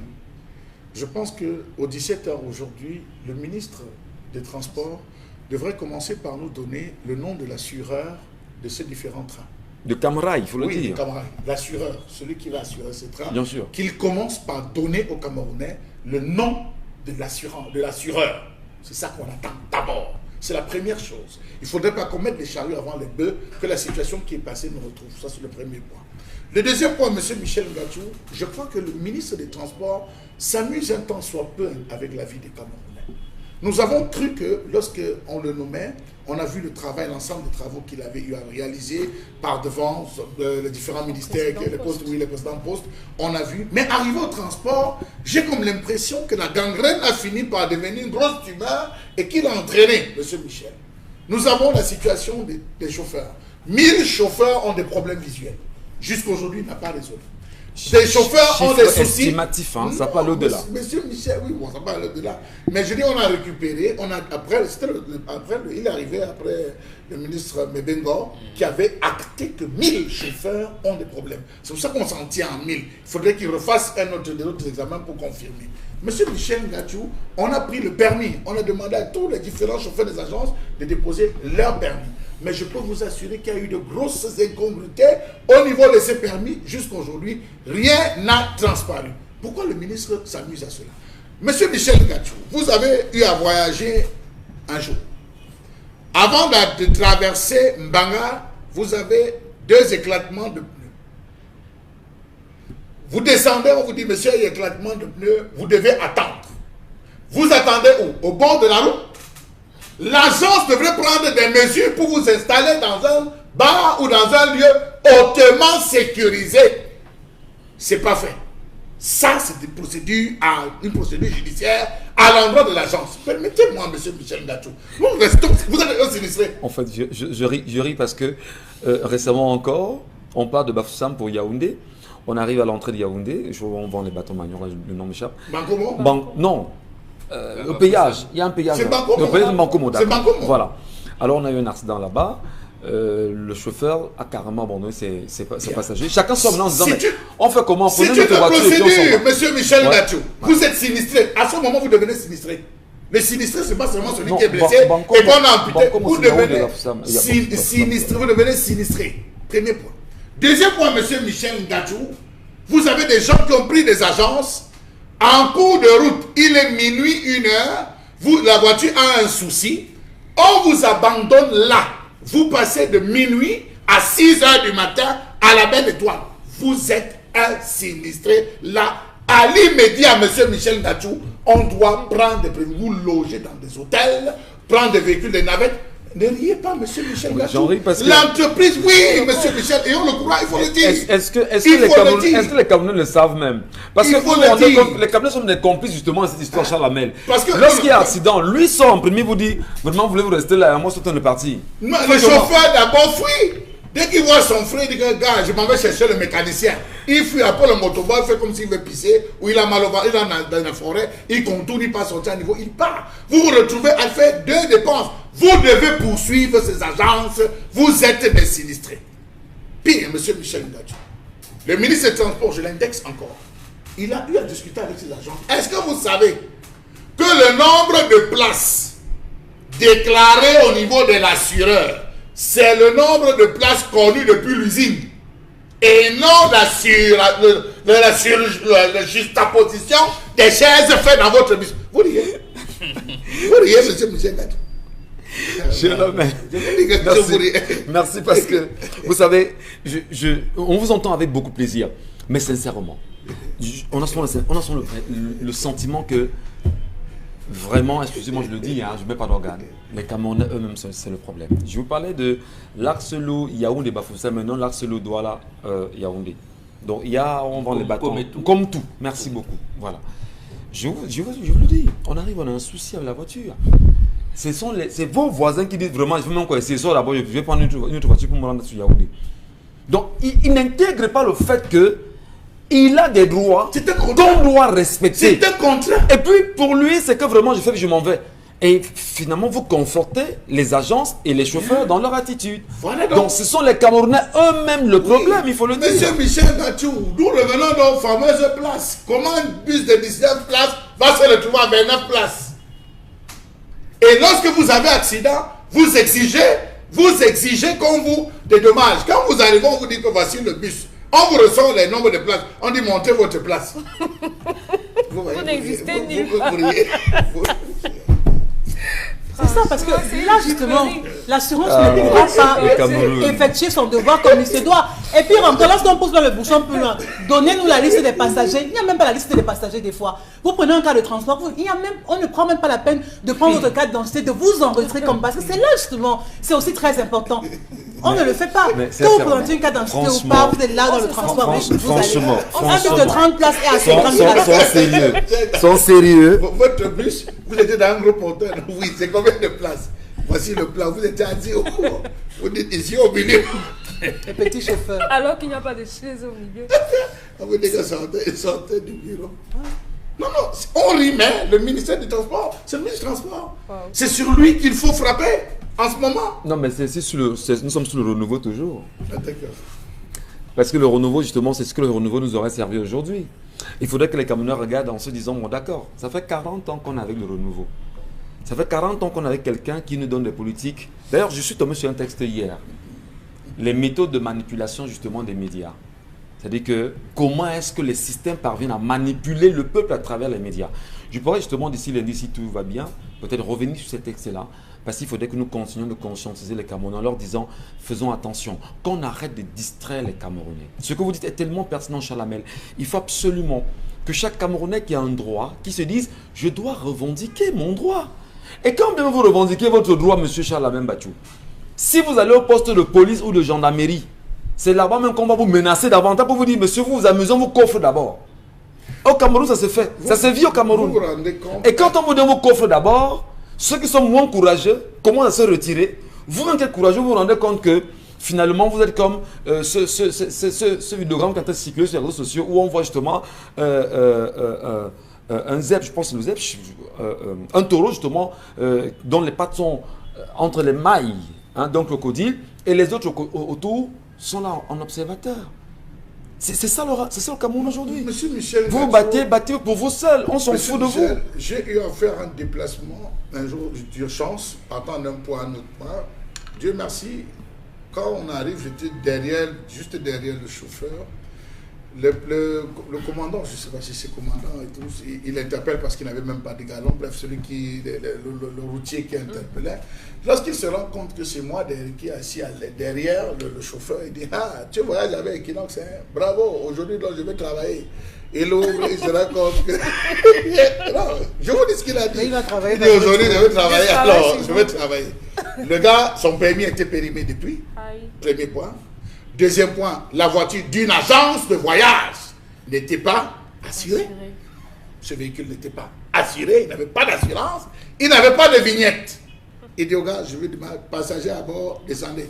Monsieur de Kinox avait dit que dehors, on travaille. Merci. Vous voyez, ça vous fait rire, mais vous dites que si tous faisaient leur travail sur les axes routiers, monsieur Michel Ngatou, je vous assure qu'il y a beaucoup de bus qui n'allaient plus circuler. Il y a beaucoup de bus qui n'allaient plus circuler parce que ces responsables d'agence déclarent sur 80 bus, ils déclarent au moins 10 ou 20. Le reste, ils ne déclarent pas. Très bien. Ils ne déclarent pas. Allez, vous n'avez pas d'assurance. On va prendre les messages. On va prendre les messages justement, Charlamagne Bachou, tout en rappelant aux Camerounais qu'effectivement, c'est des attitudes vraiment à proscrire. Que les Camerounais soient autant éveillés et se rendent compte qu'ils ont des droits, même au sein des agences de voyage. Ne vous faites pas intimider. Je vous rappelle, une fois je veux voyager, j'arrive dans une agence de voyage à Yaoundé précisément, je ne vais pas à Yaoundé pour Douala. J'arrive, je me plains de l'attitude, du retard constaté au niveau de l'agence. Mais le chef d'agence, d'une agence très célèbre aujourd'hui à Yaoundé qui est à Bamban, m'a carrément dit, monsieur, vous n'êtes pas content, vous sortez. J'ai dit, remettez mon argent. Ils m'ont remis mon argent. C'est vrai, j'ai perdu du temps avec eux, mais j'ai préféré aller ailleurs. Donc, vous comprenez justement comment on traite les clients dans les agences aujourd'hui. Je crois, monsieur Michel, qu'il devrait y avoir un mouvement de réveil de la conscience et on commencerait par boycotter véritablement ces différentes agences qui ne respectent pas, le nombre de places limité. Il y a un nombre de places pour chaque bus. On commence par là. Vous ne respectez pas, on vous abandonne. Merci. On va vers une agence qui respecte les normes. Et qu'on met de la pression sur les sinistrés, tous ceux qui ont été sinistrés, d'avoir la collective et d'aller porter plainte. C'est de l'argent, comme vous êtes en train de perdre de l'argent. Laissez cet argent. Prenez les armes sur Camrail. Merci beaucoup. Allez, Isabelle, que nous disent nos téléspectateurs ce matin? Il faut souvent laisser les enfants se mettre ensemble si et seulement si le respect règne, l'amour et le regard dans la même direction. Dans certains cas, c'est plutôt la fille qui organise la vie de votre fils et le responsabilise. Une bonne femme reste soumise et respectueuse envers son homme, quel que soit son âge. Par rapport à la colère, qu'est-ce que ce gouvernement camerounais fait même d'abord pour la population? Ils ne rendent compte à personne. Ils se déplacent parfois lors des accidents, juste qu'on ne dise pas que le gouvernement n'a rien fait. Quel malheur, j'ai même déjà peur de l'eau minérale. Tout le monde appelle le minéral maintenant.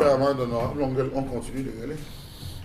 Moi, je n'ai jamais vraiment mis le facteur âge en exergue en ce qui concerne l'amour. L'amour, c'est le respect, l'harmonie, le dialogue, qui sont pour ma part ce qui compte dans un mariage. Je pense que les parents devraient laisser la chance d'expérimenter cette autre étape de leur vie. Le facteur âge n'impacte pas forcément sur le bonheur de deux personnes qui s'aiment véritablement. Gladys depuis Yaoundé qui envoie ce message. Le mariage, c'est l'apprentissage de la gestion des contraires. C'est la recherche du bonheur et du bien-être. Justement, quand on recherche le bonheur et le bien-être, on met les garde-fous.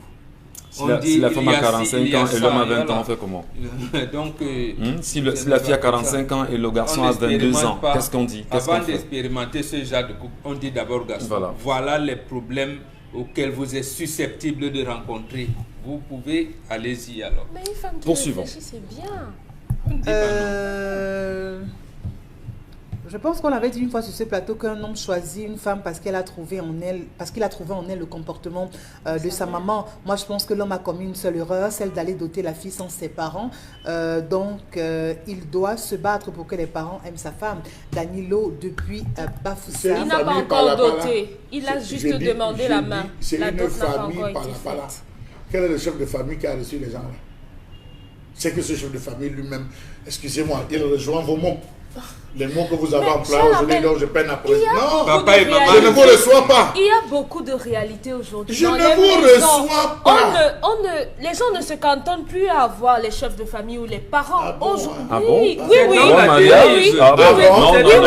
Non, monsieur, parce que vous donnez parfois la Vous êtes en train d'énerver les chefs de famille. Non, mais qui s'énerve? Non, c'est bon.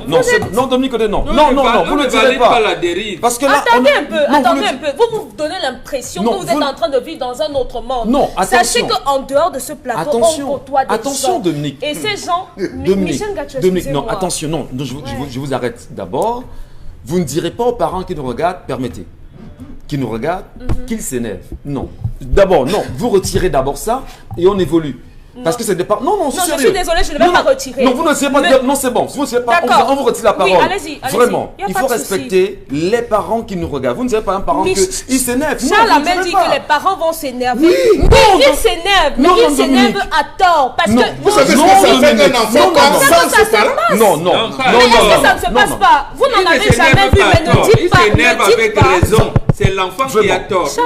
On n'accouche pas des enfants pour vous ne pouvez pas normaliser les écarts. Ce n'est pas possible. Si vous ne m'écoutez pas, vous allez toujours mettre les émotions. Non, c'est toi qui viens avec les émotions. Quand tu dis les parents vont s'énerver, qu'ils s'énervent. Si les parents s'énervent, c'est parce qu'ils mettent les émotions. Non. En dehors de ce plateau, les gens vivent des choses. Et parmi ces choses-là, il arrive qu'on aille demander la main d'une fille sans que les parents du garçon ne soient là et ils sont vivants. Pourquoi vous voulez faire comme si ça n'existe pas? En français facile, on dit les gens vivent les mauvaises choses. Bon, maintenant ça c'est vous qui le dites. Sauf que ça se fait. Puisque vous dites que si s'énerve à tort, c'est pas vous qui le dites. Mais pourquoi il s'énerve? Mais il s'énerve justement parce que l'enfant est à tort. Et on arrange. Il est dans le tort. Ça ne sert à rien de s'énerver. Arranger les choses. Arranger les choses voudrait dire qu'on se soumet d'abord à l'autorité du parent. Ce garçon ne s'est pas soumis. Maintenant, on lui a dit essayez de repartir voir vos parents pour parlementer. C'est ce qu'on dit. C'est vous qui nous citez les versets bibliques ici. La Bible vous dit quoi? Honore ton père et ta mère et tu vivras longtemps. Voilà ce que vous nous dites. Allez, on va sortir. On va sortir. On sort justement de ces messages, on sort de ce commentaire. On va marquer une pause justement. aller rencontrer Constille Lamine qui est avec nous ce matin et qui porte avec lui justement le projet des Grillades. Madame, messieurs, merci à vous de rester sur Equinox Télévision. Poursuivons le débat, poursuivons bien sûr les échanges, mais surtout accordons un peu d'espace à nos partenaires et Constille en fait partie. Bonjour à vous Constille Lamine.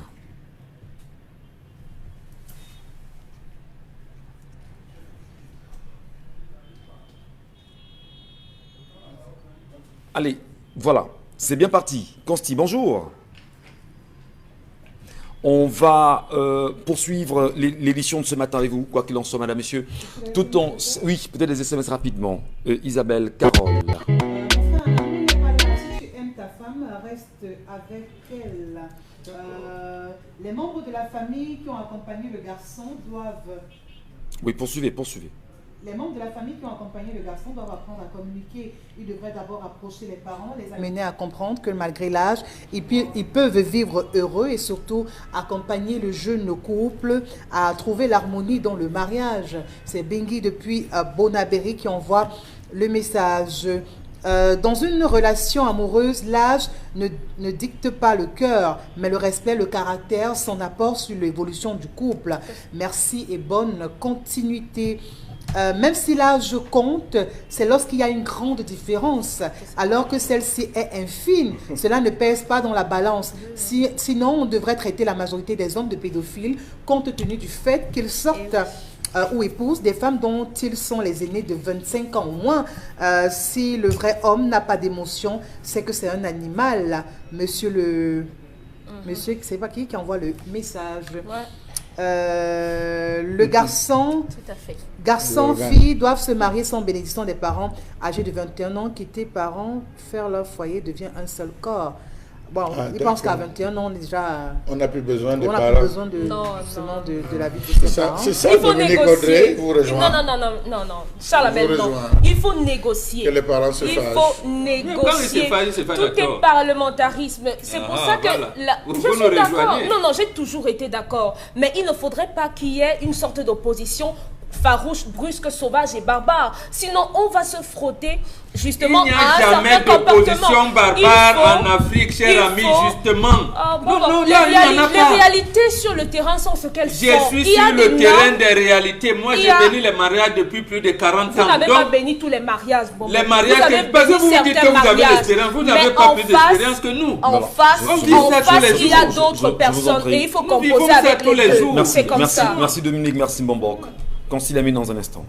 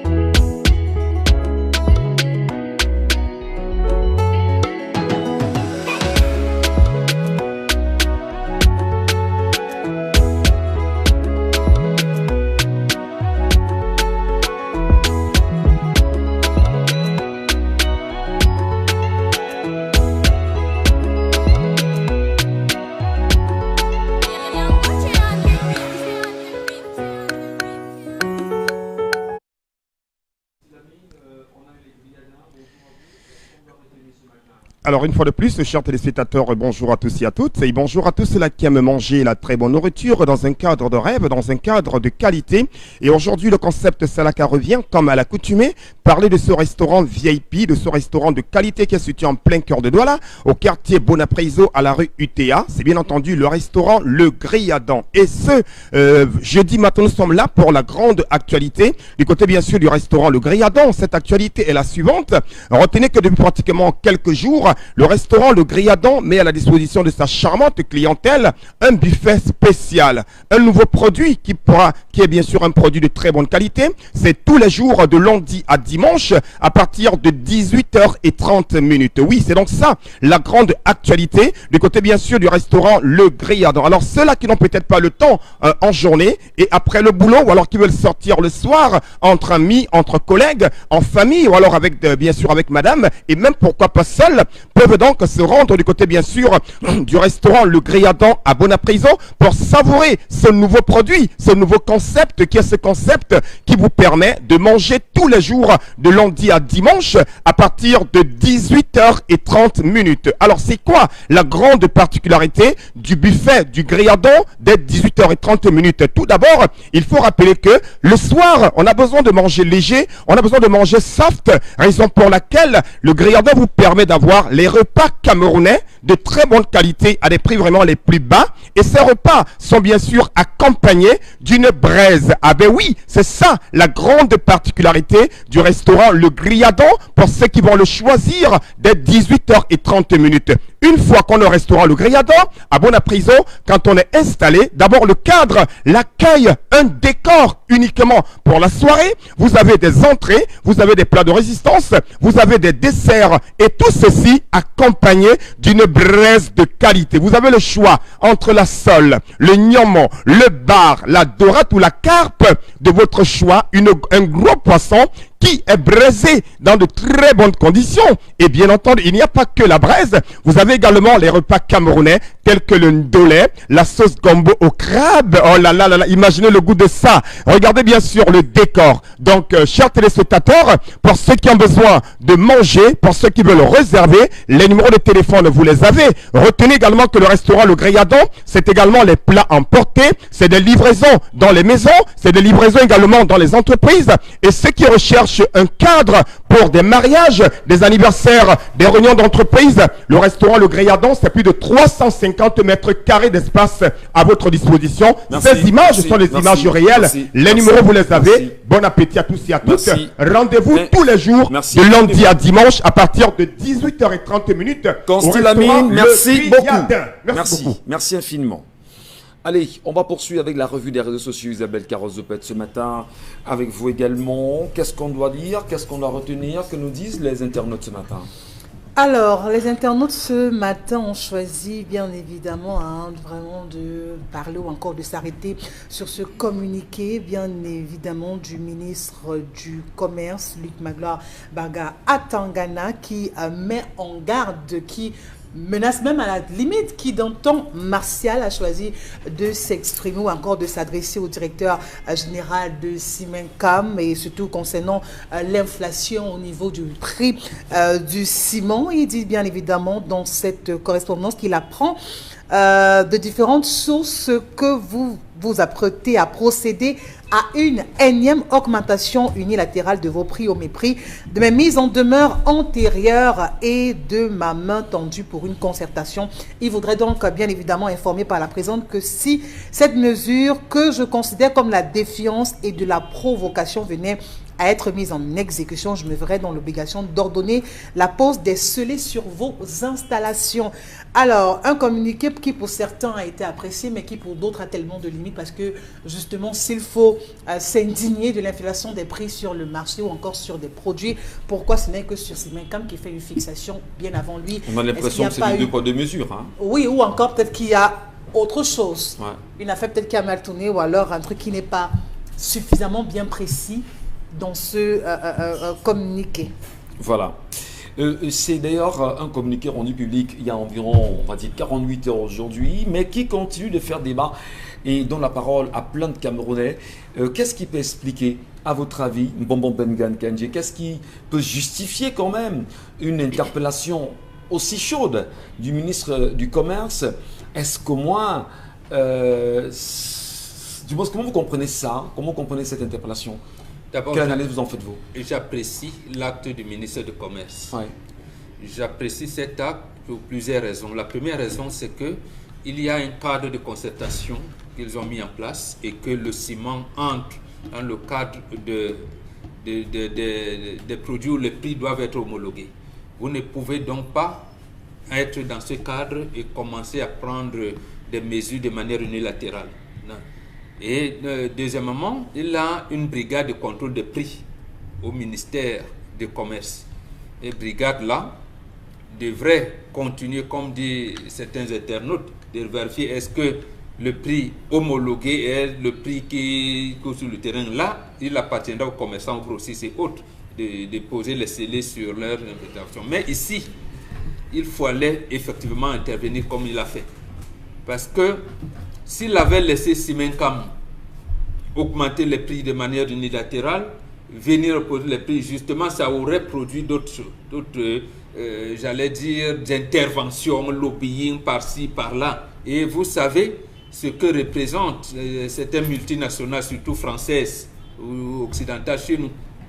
Il faut bien les recadrer chaque fois. Il ne faut pas laisser beaucoup d'eau couler. Il ne faut pas laisser beaucoup d'eau couler. Ils se permettent certaines choses pas bien, David. Donc il faut les recadrer chaque fois que vous avez des informations, j'allais dire, puisées à la bonne source. Ouais. Et il faut les stopper net, comme il l'a fait. Moi, j'apprécie cet acte. Vous saluez justement l'acte du ministre du Commerce, Charles Mbatiou. Qu'est-ce qu'on doit dire?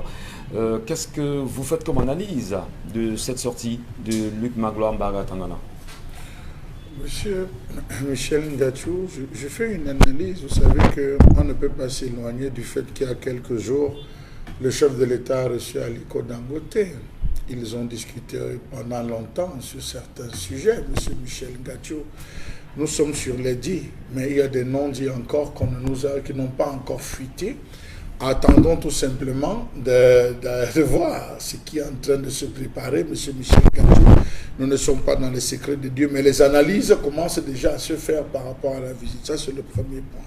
Le deuxième point, c'est que sur le marché, il y a de nombreuses augmentations qui sont faites au niveau des matériaux, monsieur Michel Ngachou. Il y a trop de matériaux de construction qui ont reçu ces derniers temps une augmentation incompréhensible. Allez sur le terrain. Le ministre qui intervient aujourd'hui, les prix ont déjà augmenté depuis sur le marché. Les prix ont augmenté depuis sur le marché. Donc ne voyez pas ça, c'est pas comme si on va augmenter. Ça a déjà augmenté sur le marché. Mais pas si manquant. Pas chez les fabricants.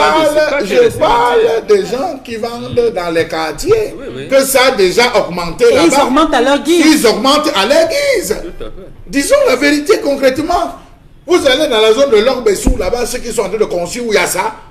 Allez voir, ils ont augmenté. On ne leur donne plus de lait. Là, ils vont plus. Donc, vous vous rendez compte qu'au niveau, ça a commencé d'abord par les revendeurs, ceux qui achètent les grossistes, on a augmenté à leur niveau. Est-ce que c'est un réseau établi? Il y a autant de questions qu'il faut se poser. Et c'est comme ça que ce pays fonctionne depuis M. Michel Ngachou. On a commencé à dire qu'il y a augmentation de la bière, augmentation, pas que vous avez entendu augmentation de la bière, c'est passé. Donc ça, c'est déjà concret. Donc je pense que le ministre aujourd'hui, la véritable question qu'on devrait poser, et parce que là, vous donnez mon sentiment à moi, nous avons combien de cimenteries au Cameroun? 5. Nous avons 5 cimenteries au Cameroun. Quel est l'avantage d'avoir 5 cimenteries si on va avoir ce genre de prix? C'est là ma question, M. Michel Ngachou. Ça nous sert à quoi? Qu'on ait même 10. Si les prix sont les mêmes, ça nous sert à quoi? Ça nous sert à quoi? Le pauvre a besoin de ce logements sociaux. Ce qu'on attend, on n'a pas eu 2 millions à pousser de logements sociaux seulement en un temps record en 49 ans. Mais dites-moi, on a besoin, M. Michel Ngachou. Les jeunes veulent avoir le prix. Si on veut gagner là, on dit qu'on casse le prix du ciment. On met le ciment à 1500. C'est triste parce que Dangote vend le ciment à 1400 chez lui. Au Nigeria. Ce qui va à 4300 ici, c'est 1400. Alors, il a trouvé un environnement. C'est justement pour ça que je dis que c'est un homme d'affaires. C'est un homme d'affaires. Son pays est favorisé. Oui. Alors que vous avez laissé faire. C'est le gouvernement de son pays qui voudrait que les gens aient accès au logement. Le drame, c'est qu'aujourd'hui, avec le phénomène de la libre-échange, l'ouverture des frontières, vous avez des Camerounais qui, au lieu de payer ici, préfèrent aller payer au Nigeria et faire transporter ici. Quand ils arrivent, on dit contrebande. Tout comme le Quand ça arrive, on dit contrebande et on se met à récupérer cela. Tout comme le carburant. On devrait mettre donc une politique en place, M. Michel Ngachou. Il faut travailler ça. Que le ministre du Transport, des Commerces travaille à ce niveau pour faciliter l'accès. C'est une cimenterie à ce prix, vraiment. Et qu'on dise qu'on va encore augmenter. Le clou a augmenté. Les pelles ont augmenté. Allez vous rendre compte. Les tuyaux, pour les tuyaux, on n'en parlait même pas. Les tôles. Dominique, justement. Les tôles, alors est-ce que le ministre fait, comment on dit ça, une fixation sur Simancam, alors qu'il y a d'autres secteurs d'activité, effectivement, où il y a une flambée des prix et que le ministre semble ignorer aujourd'hui. Vous évoquez d'ailleurs là-dessus aujourd'hui. Non, il commence par Simancam.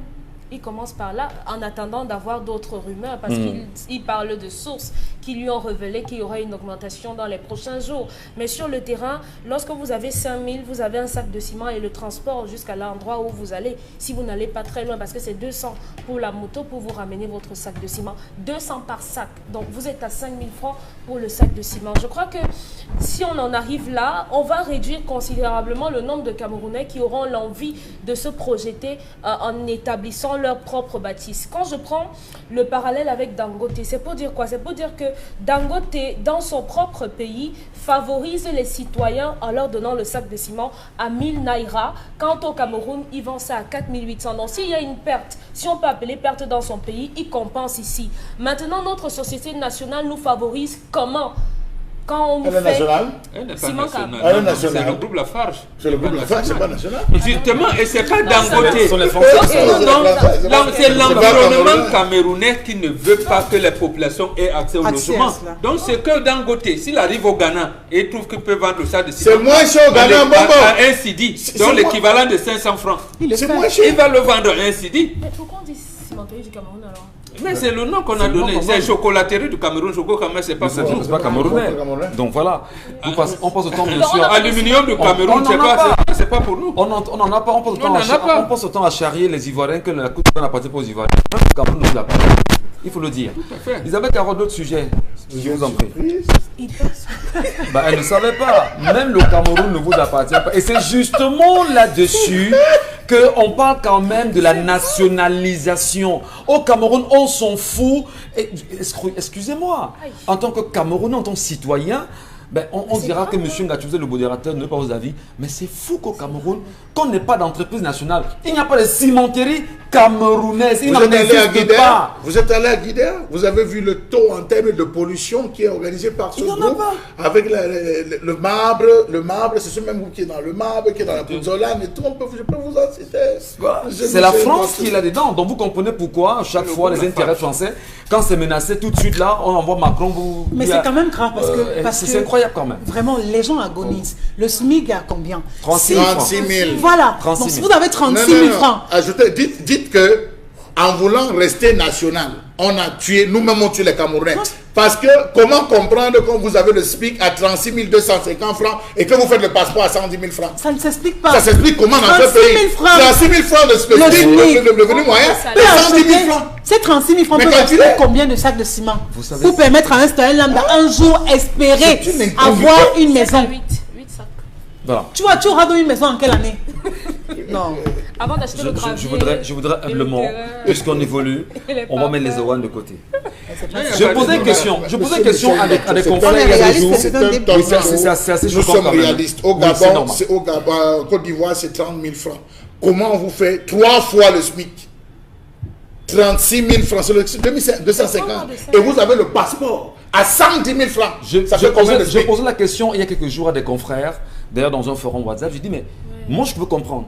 Comment est-ce que on parvient à enrôler des gens qui veulent obtenir un passeport en ligne au Cameroun avec la DGSN et on est incapable d'enrôler des Camerounais qui veulent avoir une carte d'électeur en ligne au Cameroun? Quelqu'un m'a dit que non, il ne s'agit pas de la même chose, vraiment la loi le dispose. Mais il n'y a pas de loi. D'accord? Quelle est la loi qui encadre aujourd'hui le fait que l'on puisse faire enregistrer des Camerounais en ligne pour obtenir un passeport et ne pas permettre bien sûr que les Camerounais puissent enregistrer en ligne pour obtenir une carte d'électeur? Je veux comprendre. Peut-être je vous explique. Peut-être je comprends mal. D'abord, vous n'avez pas un système sécurisé d'état civil. L'implication commence par là. Ça fait que votre carte d'identité, moi je n'en ai pas depuis 2 ans. Donc je ne peux donc pas établir un passeport. Je ne peux pas m'inscrire convenablement sur les listes électorales. Voilà comment on dit, c'est-à-dire qu'on procède par sélection. Et c'est cette sélection-là qui va aboutir au fait qu'il y a une infime minorité qui aura accès au passeport et qui sera contrôlable.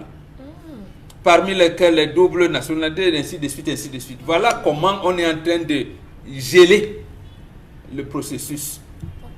Vous comprenez donc, on ne pense pas C'est un que calcul. même au niveau des passeports, vous allez voir, ça va arriver comme à l'époque l'université de Beyassou, Nalova Yonga. La machine, vont vous dire d'aller dans n'importe quel cyber. Est-ce que le système d'internet fonctionne vraiment? Voilà. C'est-à-dire que vous serez d'abord bloqué au cybercafé où vous serez.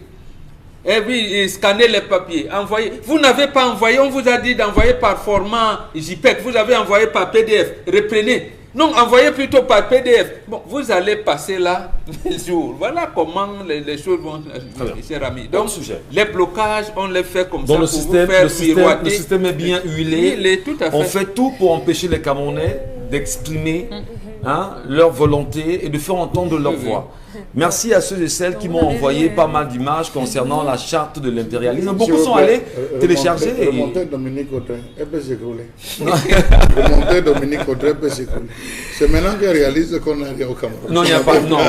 Parce que tant à charrer les Ivoiriens que la Côte d'Ivoire ne vous appartient pas. Même le Cameroun ne vous appartient pas. Vous n'avez rien ici.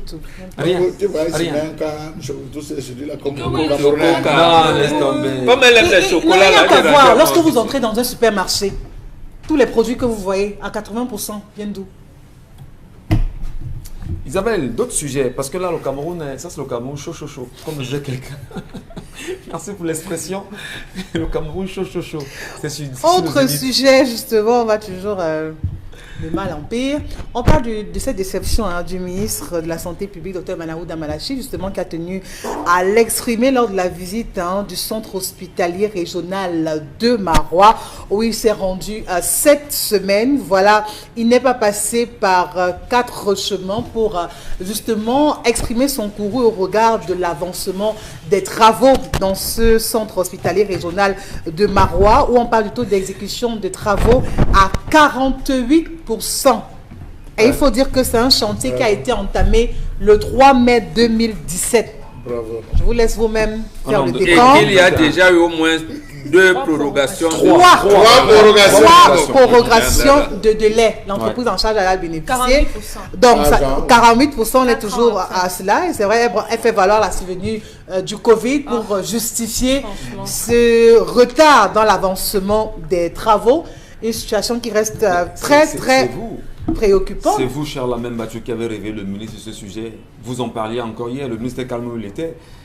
Hein? Mais il était Non, c'est obligé pas un d'y problème aller, du de ministère voir. de la Santé publique. Hein? Mais pour vous expliquer donc les contrariétés du Cameroun, voilà un ministre des Travaux publics. Ça ne relève pas de lui. Lui vient seulement. Quand le ministre Ambassala, à l'époque chargé des Travaux publics, lui a dit c'est moi l'ingénieur de l'État.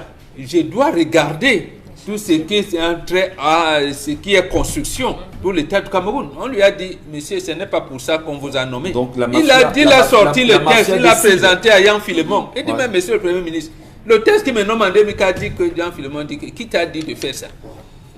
Parce qu'il avait commencé à me parler avec le JICAM. Il remonte auprès de me qui l'a dit? Quand il a dit continuer récidive, on l'a traité comme récidive, on l'a enlevé du gouvernement.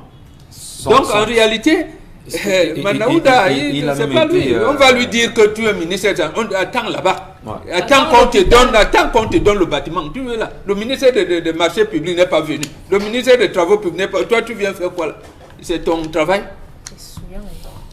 Voilà, s'il y avait les bistouris, les seringues, si tu venais contrôler, tu contrôles les chantiers, tu connais quoi dans la nomenclature? Au-delà du chantier, hier encore, nous le disions sur ce plateau, que le Nord, globalement, notamment l'extrême Nord, on a un manque, on va dire, à un niveau inquiétant de formation hospitalière, y compris du personnel de santé chez Lamine Mathieu.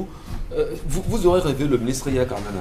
Je pense. Monsieur Michel Ngatou, il faut dire que hier, lorsqu'on a démarré ici, à décrier la situation, on l'a interpellé, il s'est arrêté. Là où il passait, il a demandé qu'on mette Equinox pour suivre. Ça, je peux vous le dire, parce que certaines personnes. Il a regardé, il a dit, vous voyez déjà Equinox, on sait que je suis ici, on fait le travail. Donc vous voyez que les choses qu'on va laisser, je vais parler. Donc, il était obligé, monsieur Michel Ngatou, de lever. Donc, mon a raison de dire, je suis passé, il ne faut pas qu'on dise que je ne suis pas passé, même s'il y a une mafia, parce que ça aussi, il faut décrier cette mafia. C'est quand même étrange et étonnant, monsieur Michel Ngatou, que nous savons au niveau de l'Assemblée nationale, une forte représentation des députés du Nord, du Septentrion, permettez-moi l'expression, une forte représentation. Parmi lesquels, très honorable, il est déjà, c'est sa région. Président de l'Assemblée nationale. D'abord, il a dit que vous Monsieur accouchez Michel beaucoup. Gachot, est-ce que le PAN a conscience qu'il peut descendre se reposer un jour dans son village, qu'il a un choc et qu'il commence par subir le report d'un vol lié à Camerco qui ne parvient pas le bras? On lui dit qu'on va le transporter à l'hôpital de Marois. Non, Sur la moto. il n'intègre pas ça. D'accord, bon. Non, il n'intègre S'il n'intègre pas ça, c'est grave, parce qu'il faudrait qu'il se souvienne. Il y a plusieurs cas. Parce que vous avez des élites d'une zone qui ne peuvent pas se lever, des élus, pardon, l'élite c'est à moi, éliminer des élus qui ne parviennent pas à revendiquer. Voilà un établissement qui est là depuis 2017 qu'on a lancé les travaux. L'argent, le financement a été décaissé. Mais allez savoir qu'il faut réinterpeller. Ça veut dire qu'il faut réinterpeller le ministre André Mamafouda. Que le ministre André Mamafouda vienne se justifier parce que c'est sous son magistère, M. Michel Gachot. Il faudrait qu'on commence à citer. On l'a enlevé, il n'est pas mort, il est PCA. Il y a la continuité. Non, monsieur Michel. Il y a la continuité dans on commence à son niveau. Pourquoi est-ce que ça n'a pas continué? Vous vous rendez compte qu'aujourd'hui, Amadou Vamoulke est en prison par rapport au fait qu'il n'était pas le lien, qui n'était pas le lien, c'était celui on va dire de Mendoza. Il s'est retrouvé là, on l'a enlevé. Vous avez suivi l'affaire. Donc il faudrait qu'on revienne à cela, que tous ceux qui sont partis puissent finalement rendre compte. C'est le premier point. Deuxième point, on est revenu sur la résiliation, les différentes résiliations des contrats. Que le ministre des Travaux publics nous explique le principe sur lequel reposent ces résiliations à tort et à travers qu'on ne comprend pas. Quelles sont les entreprises adjudicataires et pourquoi est-ce qu'à 40%, elles n'ont pas fait, elles ont décaissé de l'argent, elles n'ont pas livré, elles ont disparu. On va aussi dire là-bas que c'est le Covid, que c'est le Boko Haram, comme on dit de l'autre côté que c'est la crise anglophone. Merci, merci infiniment. Dire en même temps aux Camerounais aujourd'hui qui nous regardent que tout ceci se passe, je le répéterai autant de fois, sous le renouveau, et que chaque Camerounais prenne conscience justement de ce que le renouveau lui a produit ou aurait produit aux Camerounais. Je vous l'ai promis, en début de semaine, je reviendrai ici avec, on va dire, un texte, les stratégies, les 10 stratégies justement que le système camerounais a mis en place pour distraire les Camerounais et manipuler les Camerounais à travers les médias. Nous, on a choisi justement d'être du côté du peuple camerounais, de parler avec le langage du peuple camerounais, d'être la voix des 100 voix du peuple camerounais, et rassurez-vous, il va falloir que nous ouvrons grandement les yeux, que nous allumons nos cerveaux, car le mal est profond. Tout de suite, nos amis de StarTime. Vivez l'Euro 2020 sur StarTimes. Les quarts de finale débutent le 2 juillet. Regardez tous les matchs en direct et en HD sur les chaînes sport de StarTimes. Ne manquez pas les chocs. Le 2 juillet, Suisse-Espagne à 17h et Italie-Belgique à 20h. Le 3 juillet, République tchèque-Danemark à 17h et Angleterre-Ukraine à 20h. Le kit complet est au prix de 11 500 francs avec un mois d'abonnement inclus. Rendez-vous dans tous nos points de vente ou contactez-nous au 654 800 800, 653 500 800.